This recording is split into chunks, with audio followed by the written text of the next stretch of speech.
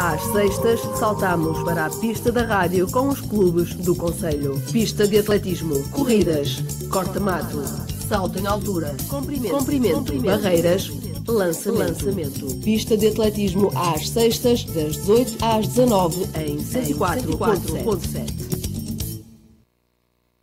E hoje entramos por aqui também em Roda Livre, é sempre assim, às terças-feiras trazemos o desporto de duas rodas, sempre em destaque na sua rádio.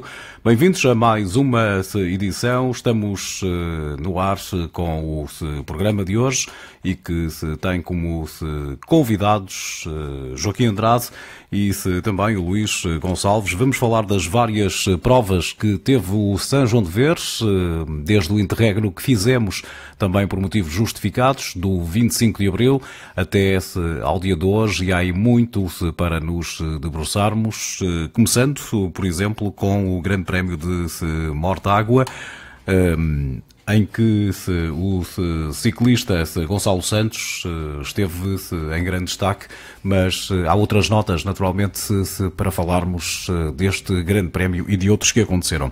Por isso lanço já a conversa para o Joaquim Andrade e também para o Luís Gonçalves. Saúde aos dois, boa tarde, obrigado por terem vindo. Começamos por este grande prémio em que, além do Gonçalo, uma excelente prestação da equipa, não é? Boa tarde, antes de tudo. Sim, foi uma excelente prestação da equipa. Pena é que depois no final uma queda que houve na última subida tenha impedido que dois dos nossos ciclistas pudessem chegar no grupo da frente, que foi o João Santos e o Fábio Oliveira. Mas de qualquer forma estiveram bastante bem. O Gonçalo entrou numa fuga que andou sempre intermédia entre o grupo principal e o pelotão. Se tivesse conseguido arrancar um pouco mais cedo, poderia estar no grupo principal e poderia ter estado na discussão da corrida. Acima de tudo, fiquei satisfeito pela demonstração de que estão num bom momento e que poderemos contar com eles daqui em diante. Mais quedas, vocês não tenham sido felizes nestas últimas provas, não é? Sim, algumas, mas felizmente praticamente sem consequências. No sub-3 foi mais a envolvência nas quedas. O João Santos, na anterior volta à Bairrada, que foi antes do Prémio de Mortágua, o João Santos, que estava e está num excelente momento, no primeiro dia viu-se envolvido não chegou a ser queda, mas envolveram-se vários ciclistas, ele ficou quase sem raios na roda da frente e teve que parar e ficou afastado da prova, ficou bastante desalentado, mas é o que nós tentamos passar. A mensagem importante é estar bem, pronto, quando os percalços acontecem, há que seguir em frente e esperar pela próxima. Vocês conseguiram também um honroso 9º lugar por equipas e o 11º lugar na juventude, através precisamente de João Santos, também lugares que se traduzem a boa prestação, como aqui foi dito. Sim, acima de tudo porque estavam 16 equipas presentes, algumas de Espanha, e eles conseguiram estar bem, pronto, e acima de tudo também porque tinha havido só um dia de intervalo entre a volta à Bairrada, que foi bastante dura também, e reagiram bem, pronto, demonstraram que estão com boa capacidade de recuperação, o que é importante nestes escalões mais jovens. Que grau de dificuldade é que tem este Grande Prémio de Mortágua, para quem nos ouve ficar a perceber? É uma prova bastante dura, ao jeito das clássicas que se fazem e que podemos ver na Eurosport, para quem presencia esse tipo de corridas, com uma sequência de subidas, algumas subidas mais curtas e depois uma subida um pouco mais longa, com cerca de 5 km. E pronto, é uma prova onde tem que estar já a um bom nível e tem que se ter alguma capacidade para conseguir chegar nos grupos da frente. Disse há pouco que houve um intervalo muito curto entre a Bairrada e aqui Mortágua. Isso acaba por ser benéfico para os próprios ciclistas, que lhe dá naturalmente outro andamento? Sim, para ou os é preciso mais, aqui um tempo de recuperação? Para os mais jovens seria preciso um tempo de recuperação maior, principalmente para os sub-23 de primeiro e segundo ano. Para os de terceiro e quarto ano e para os elites acaba por ser ótimo, porque acabam por ter ali um ponto mais e que lhes irá ajudar nas provas futuras. Os mais jovens, pronto, talvez necessitassem um pouco mais de recuperação, até porque ambas foram bastante duras e foram corridas a um ritmo mesmo muito forte. Principalmente a segunda etapa da Volta à Bairrada foi corrida a uma velocidade que poucas vezes se vê e foi atacada de uma forma que muito poucas vezes se vê. Verificou-se o ano passado uma etapa no Prémio Jornal de Notícias que foi também corrida da mesma forma mas normalmente as provas são mais controladas e a segunda etapa da Volta à Bairrada foi um ritmo infernal mesmo. Já estamos a falar de uma volta com grande projeção, esta de Mortágua, com mais de 140 ciclistas, também de 16 equipas de Portugal e de Espanha. Já é uma prova com um significado grande no calendário, não é? Por esta envolvência também. Sim, já, pronto, começa a ser uma daquelas provas em que os ciclistas gostam de ter o seu nome inscrito já no palmarés, porque começa já, apesar, a maioria dos prémios de Mortágua foram dirigidos às equipas de sub-23, às equipas de clube, mas nos últimos anos, desde que houve a abertura aos profissionais e que passou a fazer parte do calendário profissional, começa já a ter alguns nomes sonantes e pronto, e normalmente o vencedor daquela prova, as pessoas sabem que tem que ter já alguma qualidade, porque é uma prova bastante dura e corrida a um ritmo forte. Também se podemos avançar para a conversa com o Luís. Luís, boa tarde. Boa tarde. Naturalmente satisfeito com esta prestação dos mais novos nas várias provas que se vão sucedendo, não é? Sim, sim. O Andrade falou agora dos sub-23, conhece muito melhor do que todos os outros. Uhum. Eu tenho acompanhado mais, naturalmente, os cadetes, não é? Porque sou o diretor desportivo dos cadetes e como há muitas corridas conjuntas, também os júniores e as escolas. E os resultados têm sido positivos. Às vezes não são só os bons lugares que dão resultados positivos. Também o que nós vemos no atleta também demonstra os tais resultados positivos, a evolução, no fundo. De qualquer forma, nesta última corrida, um dos júniores, não é? O nosso júnior, o Juan, não é? Que é brasileiro, já fez segundo. Na primeira corrida que fez, também teve algo... Estamos a falar do primeiro grande prémio Manuel Abreu, não é? O primeiro grande prémio Manuel Abreu, em Guimarães. E que tinha corrida para cadetes e para júniores. E, portanto, ele na semana anterior tinha tido algum azar, também com uma queda, não é? No momento em que ia num grupo em fuga, ficou um bocado chateado até, porque ficou triste, porque dizia que se fosse no meio do pelotão até se compreendia e tal, mas caí sozinho e tal, ficou triste, mas redimiu-se na semana a seguir e acho que está ali um homem com muita vontade, não é? E demonstrativa disso é o facto de ele ter vindo do Brasil, não é? Com 17 anos. Nós tivemos-lo aqui precisamente Sim. no dia em que ele chegou do Brasil, não é? Ora. Ainda nem se tinha ambientado e veio logo, digamos assim, à rádio para ficar-se... Muito metódico. E uma das coisas que me chamou a atenção, porque tecnicamente não percebo nada de ciclismo, como é evidente, comparativamente convosco, mas uma das coisas que me chamou a atenção foi a vontade que ele tinha de se ingrar, não é? E de saber muito bem aquilo que queria. Isso tem-se notado, efetivamente, depois também em competição, através do Juan, que tem essa força mental extraordinária, e ele, que é um bocado característico também dos brasileiros, sim, não é? Sim, pronto, mas ele... Às vezes. Sim, depende. E ele, a primeira prova que nós pensávamos que ele poderia estar presente, ele acabou por não poder ir, porque o processo de inscrição atrasou um pouco mais.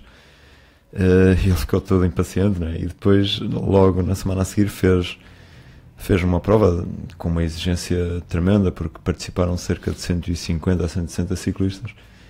E o primeiro dia foi um contrarrelógio e ele, pronto, no contrarrelógio também sabia que dificilmente poderia fazer algo por aí além, não é? Então também não se preocupou muito, fez a corridinha dele e tal. Estamos a falar de um ciclista que pesa cerca de 45 kg, para as pessoas perceberem que estão em casa. Uhum. No dia seguinte, numa etapa com 150 a 160 ciclistas, ele já esteve sempre entre os da frente e terminou, eu penso que no 16º lugar, no meio de todos os melhores corredores portugueses do escalão. E logo ali deu para perceber, pronto, que além de ter qualidade, que não se deixava intimidar por pelotões e por ambientes diferentes do que estava habituado, porque ele, a maioria das provas que fazia no Brasil, teria entre 40 a 50 ciclistas e às vezes menos. Pronto, foi um mundo completamente diferente para ele. E pronto, e deu logo para ver que iríamos ter alguns resultados muito em breve. Mas há ali potencial para ser explorado neste corredor? Sim, há potencial. E ele está ainda numa fase de evolução, não é? Mas vê-se que está no segundo ano de júnior, vê-se que há ali capacidade para poder vir a ser um bom ciclista. Esperemos que tenha sorte também agora no que lhe vem pela frente, não é? E que possa conciliar, porque ele também é estudante, e que possa conciliar as coisas. Ele está a usufruir de uma bolsa de estudo onde deixou os estudos em stand-by, não é? Mas isso não vai durar para sempre. E esperemos que tenha sorte também. Nós aqui estamos para o ajudar e para fazer o melhor possível para que o possamos ver assim grande. Como é que tem sido a integração dele? Em termos sociais, em termos desportivos, com os novos atletas, como é que tem sido? Tem sido muito boa. Toda a gente ficou logo a gostar dele. Pronto, é bastante acessível e bastante social e pronto, e ganhou uma boa aceitação muito rápido perante os colegas dele. Quer do escalão dele, quer dos outros escalões. Estamos a falar num atleta de um país em que o ciclismo não é de todo a referência e, portanto, que traz uma aprendizagem e uma formação completamente distinta daquela que se faz cá, não é? Sim, se bem que ele tem a sorte também de ter algumas pessoas por trás dele que o têm ajudado e pessoas que têm um grande conhecimento. Nomeadamente o Acácio, não é? O Cássio Freitas, nomeadamente, e um outro ex-ciclista também. E isso ajuda bastante e nota-se que ele já tem aquela metodologia e já tem o conhecimento de ciclismo que a grande maioria dos nossos jovens não tem, pronto, porque não são do meio. E ele vê-se que há ali já é essa parte, esse trabalho de casa que o ajuda bastante. Mas claro, depois tudo o resto acaba e ele fica surpreendido com a dimensão das corridas, com o número de participantes, com o número de pessoas que estão a assistir às provas. Tudo isso para ele é uma grande novidade, pronto, porque não estava habituado a tudo. Em termos físicos, como é que tem sido também o desenvolvimento dele? Já me disse há pouco que ele pesa 40 e poucos quilos, 40 e poucos quilos.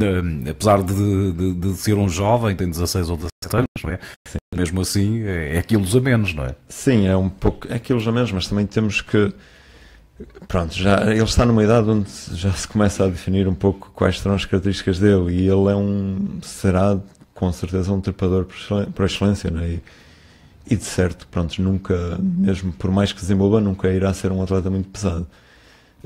Mas penso que ele aqui, esta estadia em Portugal e o tipo de provas que se faz aqui vai ajudar um pouco a que ele ganhe um pouco mais de potência e de força muscular, porque as provas são completamente diferentes e correm-se a um ritmo muito diferente e isso vai ajudá-lo. E penso que ele, quando chegar ao Brasil, aqui não vai notar, porque pronto, está... Mas quando chegar ao Brasil irá notar bastante diferença em alguns tipos de terrenos. Luís, estávamos a falar precisamente deste primeiro grande prémio Manuel Abreu, que lhe diz particularmente respeito, porque estamos a falar das categorias de cadetes e também júniores, não é? Além do Juan, como é que foi a prestação da equipa neste grande prémio? Foi uma boa prestação, porque ambas as equipas, tanto a de júniores como a de cadetes são equipas com bastante gente do primeiro ano, e nestas idades um ano de diferença é algo muito importante, em que se nota muito, e eles estão no fundo a aprender, provavelmente para o próximo ano, sobretudo a equipa de júniores, com alguns reforços dos cadetes também. Os resultados se calhar vão ser mais uniformes, não é? Para além do Juan, o Juan que depois passaria para sub-23, não é?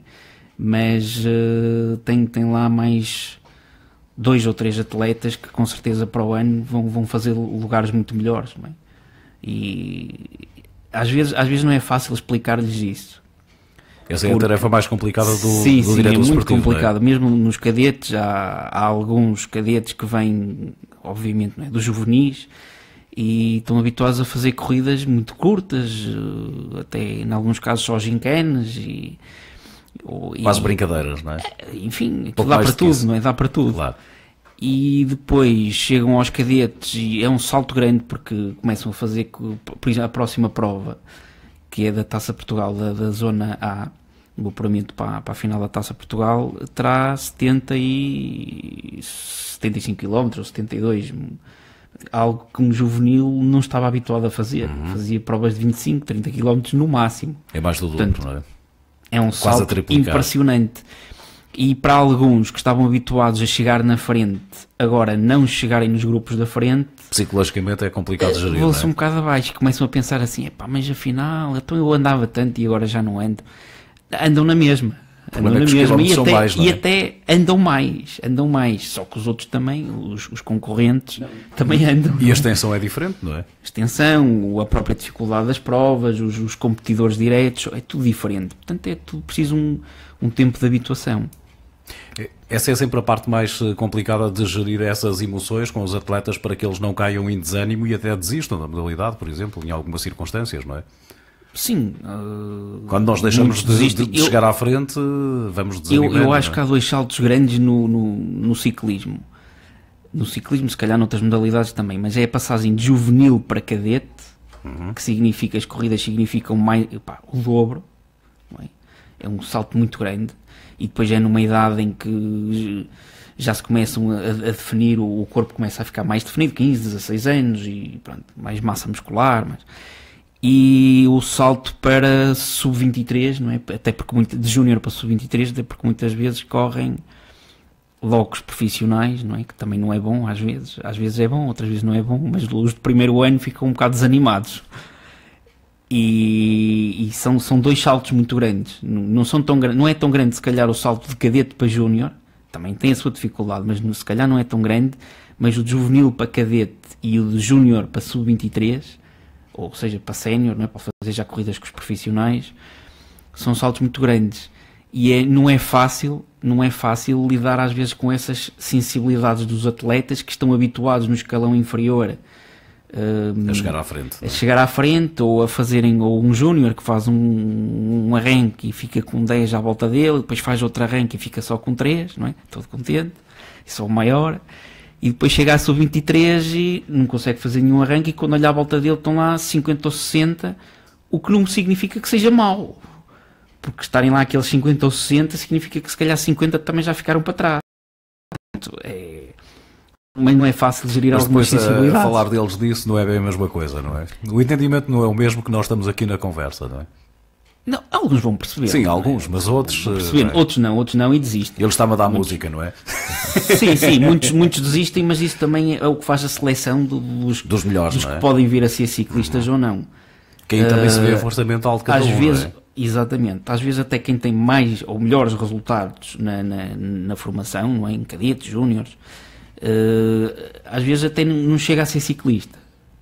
Aliás, às vezes, em muitos casos não chega a ser ciclista. E outros com resultados mais discretos, também não estamos a falar de uma pessoa que não tenha jeito nenhum para o ciclismo, claro, obviamente, mas com longe, resultados mais discretos conseguem chegar ao profissionalismo e serem ciclistas extraordinários às vezes. Se nós formos ver o palmarés do Alberto Contador quando era júnior, quem olhasse para o palmarés dele como júnior dizia assim, este gajo nunca podia ser ciclista. Claro. E depois foi o que foi. E foi o que foi, ou é o que é. Sim. Por exemplo, isto é um... Sim, mas há outros, não é? Que se poderiam dar. Podemos falar delas também, não é? Que estiveram em Roriz, também com grande prestação, não é? E aqui habitualmente nós... não digo que nos cingimos ao masculino, mas obviamente até pela dimensão que tem é aquele que tem mais destaque, e elas importa também realçar os feitos, e temos aqui excelentes prestações também a Roriz, da Mariana Almeida, segunda, e da Diana Marques, terceira, e também a Sara Marques ficou em quarta, não é? Elas começam aqui também a mostrar-se, não é? Sim, tem tido bons resultados. Tiveram depois também no Grande Prémio Manuel Abreu, onde também conseguiram nas júniores ficarem em segundo e terceiro. E depois, na sequência disso e dos bons resultados, a Mariana foi convocada à seleção, onde esteve a participar. Terminou ontem a volta a Burgos para cadetes femininas, e ela teve uma boa prestação. Na primeira etapa ficou envolvida numa queda, também as famosas quedas que nos têm apoquentado, mas teve uma boa prestação, para termos uma dimensão, e isto dá um pouco de inveja às femininas aqui em Portugal saber isso, mas eu penso, salvo erro, seriam umas 70 ou 80 participantes. Aqui, quando às vezes juntamos um pelotão de 15 ou 20, já é um pelotão muito grande, só de cadetes. Aliás, na Taça Portugal tem sido, não sei, 15 no máximo, 10, muito aqui poucas, naquele muito escalão. Sim. Continua a haver um déficit grande, não é? Sim, tem melhorado, mas muito. Por algum motivo especial? Continuam a pensar que isto é para homens? Como é que é? É um pouco isso, e depois também, às vezes, os calendários não é fácil, não é fácil uma equipa. As provas têm sido quase todas na região sul, por exemplo, e às vezes não é fácil uma equipa estar a deslocar-se, não é? com 2 atletas, porque são equipas pequenas, às vezes com 2 atletas, 3 atletas por equipa, e a ter uns custos muito grandes, não é? Para participar numa prova, não é? E às vezes isso também é um pouco impeditivo. Porque há talvez 2 equipas há uma exclusivamente feminina, sediada no Algarve, e que tem vários escalões, desde os cadetes, provavelmente até tem menos, não sei, mas cadetes tem até Masters, não é? E depois tem a equipa dos Maiatos, que também tem vários escalões, e tem a Navigário também, e depois todas as outras equipas normalmente são equipas femininas, mas associadas normalmente ou aos cadetes ou aos júniores. Portanto, isto até parece mal para elas, não é? Mas é um complemento, no fundo é um complemento, não é uma equipa exclusivamente feminina. Okay. É quase um misto, não é? Que possa gerir a Taça de Portugal, como ele está a dizer, porque a primeira prova da Taça de Portugal foi no Algarve, a primeira e a segunda, no Algarve, 2 dias seguidos, depois a terceira Cascais. E agora em Torres Vedras, para o próximo fim de semana. E, por exemplo, a prova da Taça Portugal das femininas, que tem cadetes e júniores, do São João de Ver, no mesmo dia correm os cadetes masculinos em Faf, no apuramento da Taça Portugal na Zona A. Portanto, não é fácil, em termos logísticos, fazer face a isso. E se calhar a Federação também devia pensar um bocadinho nisso. Pronto. E de que forma é que podia ser organizado na sua perspectiva? Não sei, tendo em conta que não é fácil. Fazer calendários não é fácil. Nunca foi, não é? Pois. Mas tendo em conta que grande parte das equipas que têm femininas estão organizadas desta maneira e que no fundo têm que contar com o apoio dos pais delas, dos pais, para elas poderem ir às corridas, se calhar a Federação devia ter um bocadinho mais de atenção a isso, ou separar o calendário masculino do feminino e não juntar provas no mesmo dia, para que permitisse aos diretores desportivos, por exemplo, acompanharem também as femininas a essas provas, porque assim ver exclusivamente o ciclismo feminino com um calendário próprio, não é, no fundo, a não ser no campeonato nacional que juntam, é complicado para a maior parte das equipas, tendo em conta que há 1, 2 que conseguem gerir esse calendário e, aliás, só gerem esse calendário único e exclusivamente. Todas as outras têm que gerir 500 calendários. Às vezes até em termos de logística de carros é complicado. Claro. E estamos a falar, o São João de Ver até tem um parque automóvel vasto que permite fazer deslocações a vários pontos do país com várias equipas. Mas grande parte das equipas nacionais não tem essa sorte ou essa felicidade. Também, não é? Portanto, se calhar a Federação devia de olhar um bocadinho para isso, não é? E tentar encontrar ali outra solução. Não sei. O que é que se pode fazer, Joaquim Andrade, por aqui? Há alguma coisa que se possa fazer? Sim, eu penso que acima de tudo tentar conciliar e tentar pelo menos que as provas não coincidam com esses escalões, porque assim será muito difícil. E embora tenhamos aquelas 2 equipas, mas só com aquelas 2 equipas a participar, a prova acaba por perder todo o interesse. Claro. Não é? E o que dá no fundo dá valor à prova e que dá brilho à prova é ter o máximo de participantes possível. De competição, não é? Sim.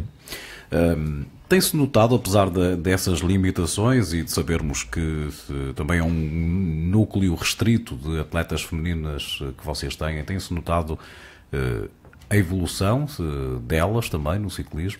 Sim, tem. Por exemplo, nesta volta a Burgos, não estou a falar no geral, pronto, mas tivemos excelentes resultados. E eu não acompanhei mais as cadetes, porque era onde tínhamos lá uma atleta. E eu sei que, por exemplo, nas cadetes, como ontem, que ficou em segunda na etapa, e ficaram 2 nas 10 primeiros lugares, acho que ganharam a classificação da montanha, se não estou em erro. E pronto, isso era um pouco difícil aqui há uns anos atrás. Agora, pronto, seria também importante haver mais saídas destas, a Federação tentar fazer com que pudesse haver mais saídas para dar um pouco mais de oportunidade a correr em pelotões destes, porque uma miúda que possa correr num pelotão de 60, 70, 80 ciclistas, de certeza que vai ficar com outro ânimo e outra vontade de ser ciclista do que correr em pelotões com 10 ou 15 ciclistas, ou então correr integrado junto com os rapazes. E vêem-se, por exemplo, a falar dos resultados dos cadetes e das júniores, vêem-se, por exemplo, muitas vezes bons resultados em qualquer vertente do ciclismo, tanto no que faz na estrada como no cross-country, às vezes nos escalões jovens, mais jovens, nos cadetes, nos júniores, bons resultados nas femininas, que depois desaparecem nas elites, precisamente porque depois deixam de ter apoio. Sim, é muito isso. Porque deixam de ter apoio, porque no fundo também não há profissionalismo em Portugal, não é? Claro. Também ajuda, não é? E começam, por vezes, também depois a perder a motivação, porque chegam às provas e é sempre aquele grupinho, um grupo muito pequeno e assim, e perdem muito essa motivação. Não há competitividade, não é? Não há muita, e são quase sempre as mesmas, e é uma marcação cerrada. Aqui não é homem a homem, aqui é mulher a mulher, é uma marcação muito cerrada. E às vezes acaba por ser um pouco o que leva depois a que a gente se abandona, ou então o encarar a competição de uma forma um pouco mais na desportiva, como se costuma dizer. O que acaba por, com o acumular de cansar, não é? Sim. A chamada da Mariana para a seleção não deixa de ser também um fator motivador acrescido para ela e também para as outras atletas, não é? Sim, porque pronto, ela gosta muito de ciclismo e vive de uma forma apaixonante isto, e claro, e acaba por ser um incentivo e mais uma força extra para continuar a seguir o sonho dela, que é ser ciclista no futuro. Mesmo sabendo dessas dificuldades. Sim, mesmo sabendo, mas lá está, e este facto de agora ver este ciclismo que ela não estava habituada e que não conhecia, de certeza que lhe vai dar um pouco mais de ânimo, não é? Porque nós temos atualmente uma ciclista portuguesa a correr as grandes provas mundiais de feminino, que é a Daniela Reis, que emigrou também, e que tem acesso a esse ciclismo, não é? E ela está maravilhada porque não fazia ideia que pudesse existir aquele tipo de ciclismo para o escalão feminino. E ela já é um grande incentivo e serve de inspiração para todas estas jovens que estão a começar agora. E pronto, mas depois, o saberem que ela está lá, mas depois o presenciarem um pouco o que é uma prova de ciclismo feminino, acaba por ser uma motivação acrescida. Vocês acham que o ciclismo no feminino tem muito mais para crescer do que aquilo que cresceu até agora? Principalmente, e quando eu falo nesse crescimento, tem mais a ver até com notoriedade. Pode-se expandir mais do que isto? Falarmos mais dos feitos delas, por exemplo? Ou vamos ficar mais ou menos por aqui, mais coisa, menos coisa, na vossa perspectiva? Eu penso que vai depender muito agora dos caminhos que se tomarem, não é? E também às vezes, imaginemos, nós temos 2 equipas exclusivamente femininas. Se aparecerem mais 3 ou 4, aí poderá ser um balão de oxigênio, não é? No esquema atual é preciso haver uma coordenação muito grande e entre a Federação e as associações para coordenarem o calendário de forma a permitir que elas tenham o calendário mais competitivo possível. Agora, que estão numa boa fase e que estão a nível mundial, tem sido um crescimento muito grande e há um grande esforço até das organizações das principais provas masculinas de fazerem a abertura ao escalão feminino e as provas são disputadas quase em simultâneo, umas horas antes ou assim, e claro, acaba... Sim, e pela primeira vez no Tour, por exemplo, costumava ser a etapa final, não é, do Champs-Élysées, que tinha participação do ciclismo feminino, e pela primeira vez vai ser uma etapa de montanha. Portanto, está ali já alguma mudança de paradigma, até se calhar de busca de novos públicos, não é? Que todas as atividades precisam, não é? E a panóplia de produtos que vão aparecendo, equipamentos, de bicicletas, já próprias para o público feminino, é cada vez maior. Portanto, é que isto é tudo um mercado E se calhar toda a gente tem que pensar nesse mercado, mas de uma forma sustentada, não é andarmos aqui a dizer, como tem sido até agora, é uma ou duas equipas e depois os outros pais levam-nos às corridas e está feito. Não pode ser, tem que ser de outra maneira.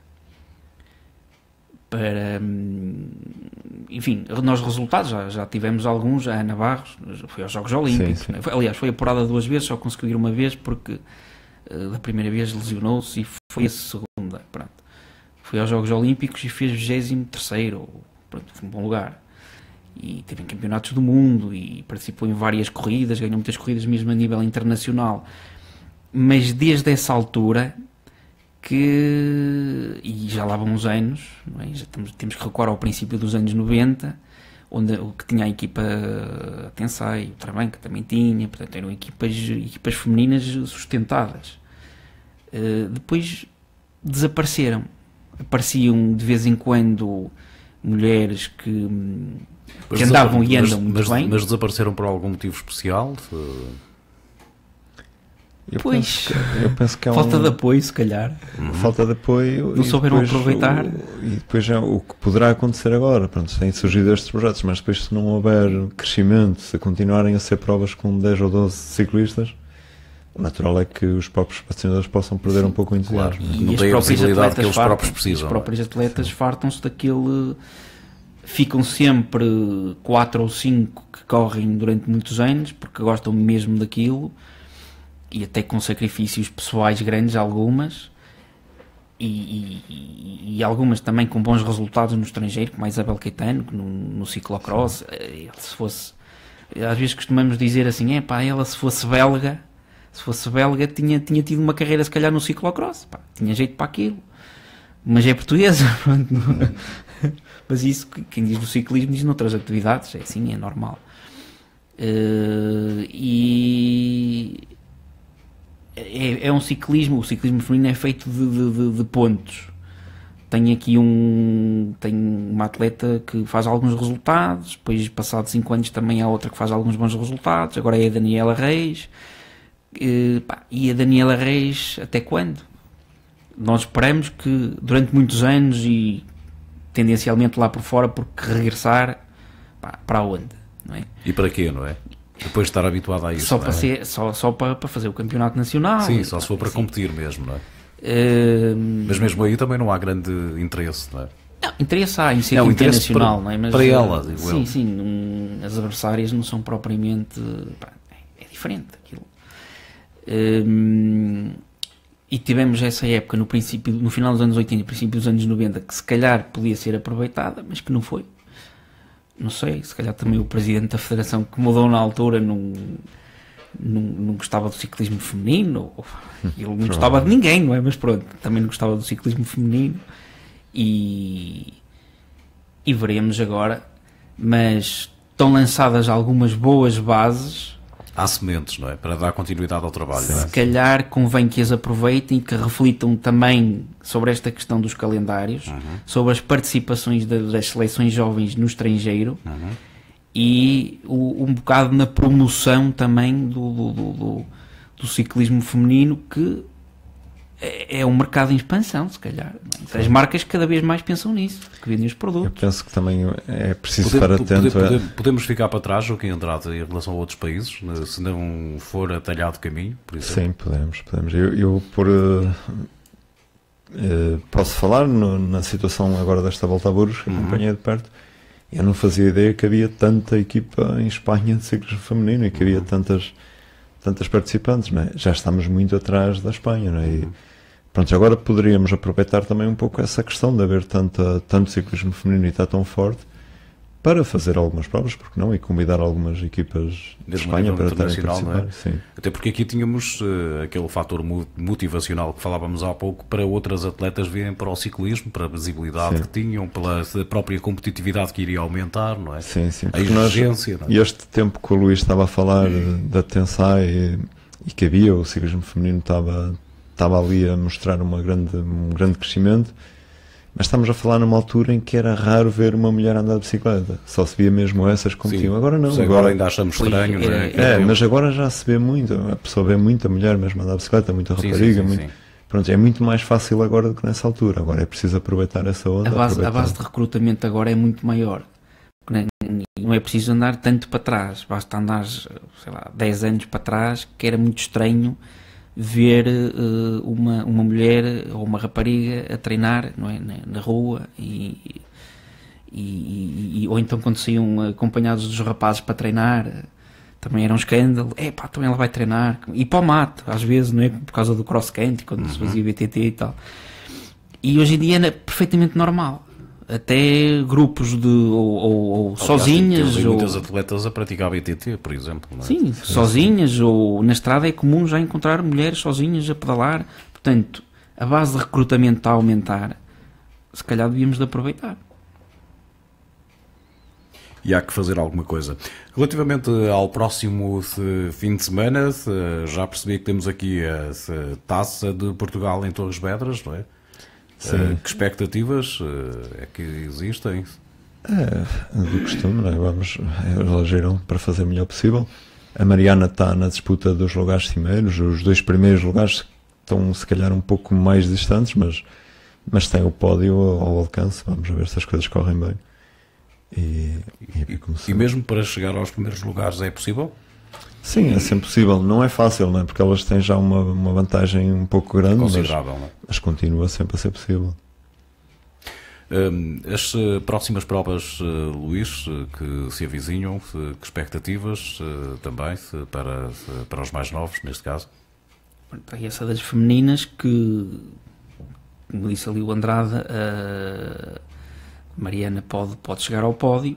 E as outras também estão ali algumas em posição de destaque, outras nem tanto, mas andam lá.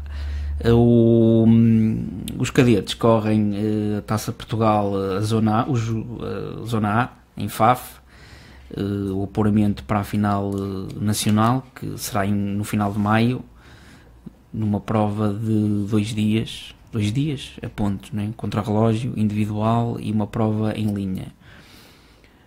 Os júniores este fim de semana não correm, mas se calhar correm para outro.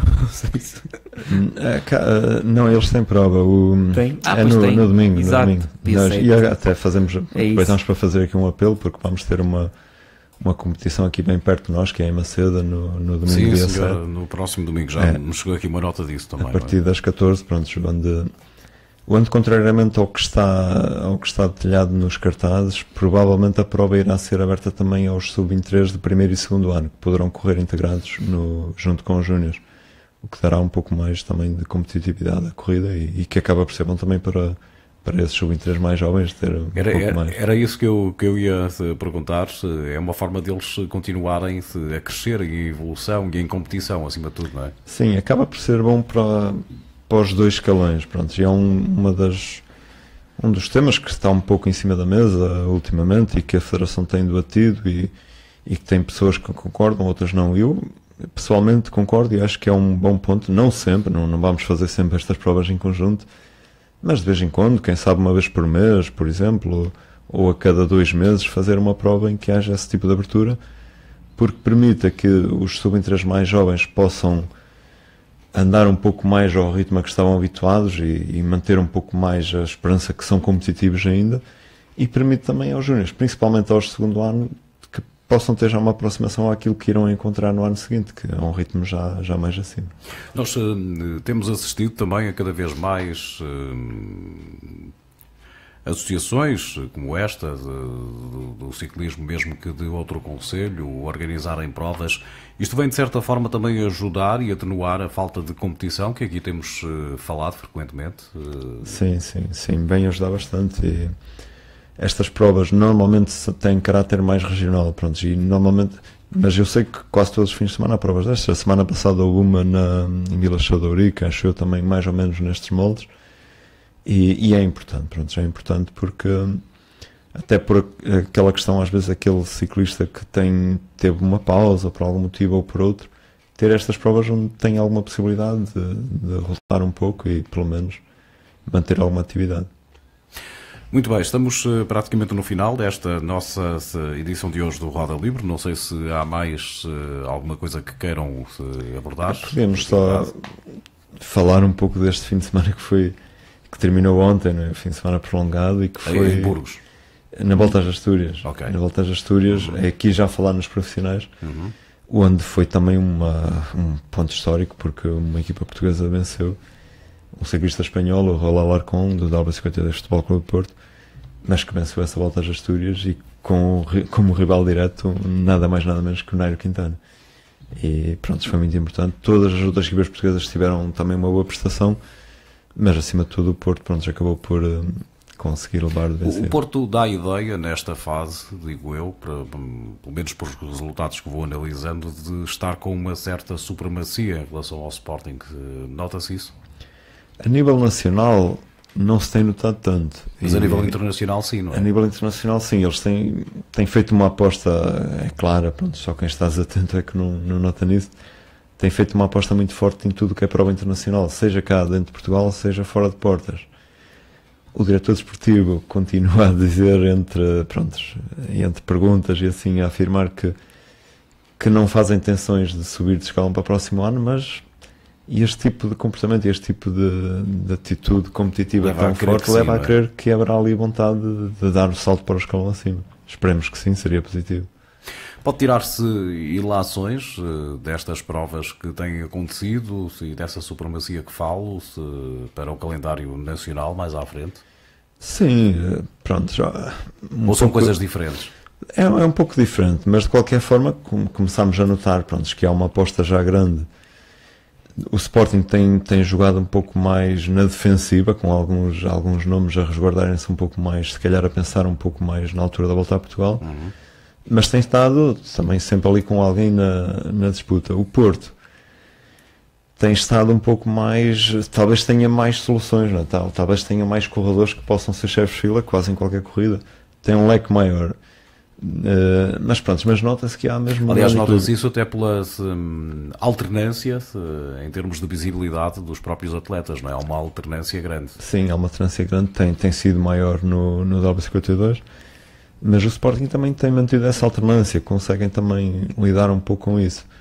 Não podemos esquecer também que a W52 é uma equipa que já está junto há muito tempo. É isso que eu ia dizer. E o Sporting é uma equipa que, pronto, é uma equipa no fundo, que já tem... E que vem de uma época anterior, vem de uma época menos boa. E a W52 ao contrário, não é? Sim, pronto, e isso é importante. Pronto, o Sporting está-se a construir ainda, estão a aprender a lidarem juntos e a formarem uma equipa coesa. Depois, de qualquer forma, o próprio LA também, que é uma equipa nova, apesar do nome já estar aqui ligado há muito tempo, acabou também, nós não falámos nisso, mas acabou por levar de vencida a volta à bairrada e são atualmente os líderes da Taça de Portugal. E sem o seu chefe fila presente, que o Edgar Pinto está recuperado de uma lesão, mas mesmo assim conseguiram chegar a essa importante vitória para eles. A EFAPEL tem estado também numa luta constante ali pelos lugares cimeiros e tem-se afirmado cada vez mais como uma equipa competitiva. A equipa do Loltano, que venceu já uma prova internacional este ano. Há que contar com eles também. Sim, não é? há que contar com eles. O Boa Vista também, que está a aparecer agora, começaram um pouco mais, com mais calma, mas estão a aparecer em grande agora. Tiveram também em grande destaque agora na Volta às Astúrias, com o João Bento ali nos primeiros lugares, o Domingos Gonçalves sempre como protagonista. Nesta semana eu lia um artigo que agora não me recordo em que jornal, até porque eles não são tão frequentes quanto isso, infelizmente, para a modalidade, e portanto quando aparecem a gente nem fixa.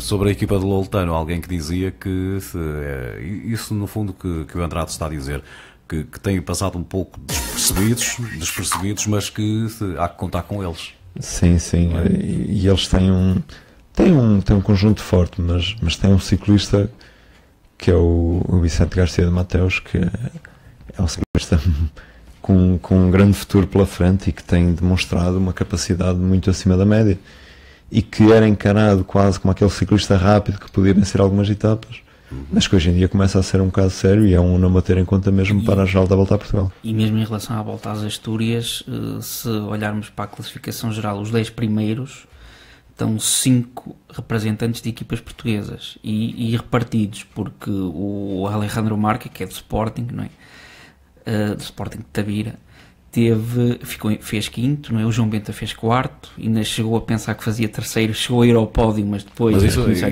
acaba por ser aquilo que nós já aqui falamos, que é uma afirmação cada vez maior também dos portugueses a nível internacional e mostrar que se conseguem bater com os melhores, não é? E se somarmos que também lá estava o Ricardo Vilela, apesar de estar numa equipa colombiana, não é? Na Manzana Postobon, numa competição onde estava a Movistar, acho que está muita coisa dita, não é? São dados muito importantes. E é preciso que se note que são ciclistas que correm permanentemente em Portugal, estão integrados em equipas portuguesas e que têm bons resultados também no estrangeiro quando as equipas portuguesas lá vão. Porque tendencialmente o que nós vemos, até na comunicação social, porque também é o que vende mais, não é? São os ciclistas que já estão lá fora. Exatamente. E que vão ao Tour ou que vão ao Giro, e muito bem, não é? Merecem destaque. Que tem outra visibilidade, não é? Mas depois muita gente esquece de quem está cá dentro, e cá dentro também há muito bons valores, muita gente a aparecer e que mais tarde ou mais cedo também alguns vão sair, não é? É inevitável. E só para finalizar, já pronto, acerca desta grande atuação nesta prova, mas de todas as boas atuações das equipas portuguesas nas provas internacionais que têm participado, a começar logo na Volta ao Algarve, isto vem um pouco contra os profetas da desgraça que diziam que Portugal, pronto, os ciclistas portugueses só andam na Volta a Portugal e que não tem qualidade e que só pensam, e andam não tem andamento, não é? Não tem andamento, andam o ano inteiro a passar na Volta a Portugal e nas outras corridas não conseguem fazer nada, e que mais valia não haver profissionalismo em Portugal. Aqui está uma resposta que temos tido sempre ali. E os resultados são cada vez menos casuais e mais sustentados. Exatamente. Ou seja, daqui a uns anos e uma equipa lá fora e de vez em quando fazia um bom lugar. Agora começa a ser quase uma é quase um hábito. É quase um hábito. Muito bem, nós estamos no final deste nosso programa Roda Livre. Obrigado, Luís. Venha mais vezes, sempre que quiser. Fica lançado o repto para a semana que vem para falarmos novamente de ciclismo neste mesmo espaço. Boa tarde. Roda Livre. A atualidade do ciclismo com as notícias e as entrevistas sempre no pelotão da frente. Roda Livre, às terças-feiras, na RCF. A sua voz.